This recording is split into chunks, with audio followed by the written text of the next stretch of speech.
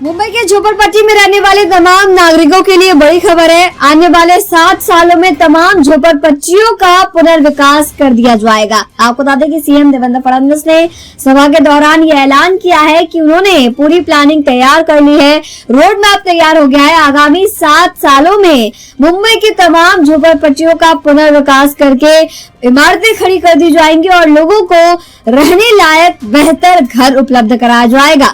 फडणवीस कांदिवली में एक जनसभा को संबोधित कर रहे थे, जहां वे आने वाले महानगर पालिका चुनाव के लिए उम्मीदवारों का प्रचार भी कर रहे थे। इसी दौरान उन्होंने ये वादा किया है मुंबई वासियों से, आगामी 7 सालों के अंदर मुंबई के तमाम झोपड़पट्टियों का पुनर्विकास किया जाएगा और झोपड़पट्टी में रहने वाले लोगों को बेहतर घर उपलब्ध कराया जाएगा।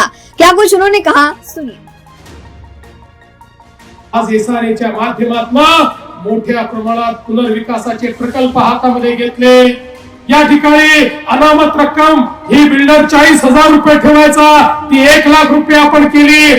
त्या ठिकाणी आमच्या झोपडपट्टीतल्या लोकांना त्यांचे किरायाचे पैसे ऍडव्हान्स मध्ये मिळाले पाहिजे याकरता व्यवस्था उभी केली।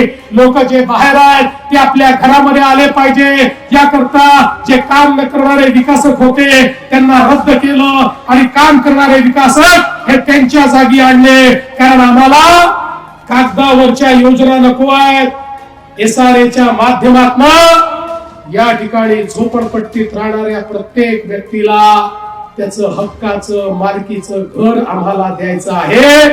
आणि मी तुम्हाला सांगतो, पूर्वी ज्यावेळी झोपडपट्टी मुक्त मुंबईचा विचार केला जायचा त्यावेळी झोपडपट्टीवाल्यांना इकडून काढून कुठेतरी टाकून द्यायचं अशा पद्धतीची संकल्पना होती।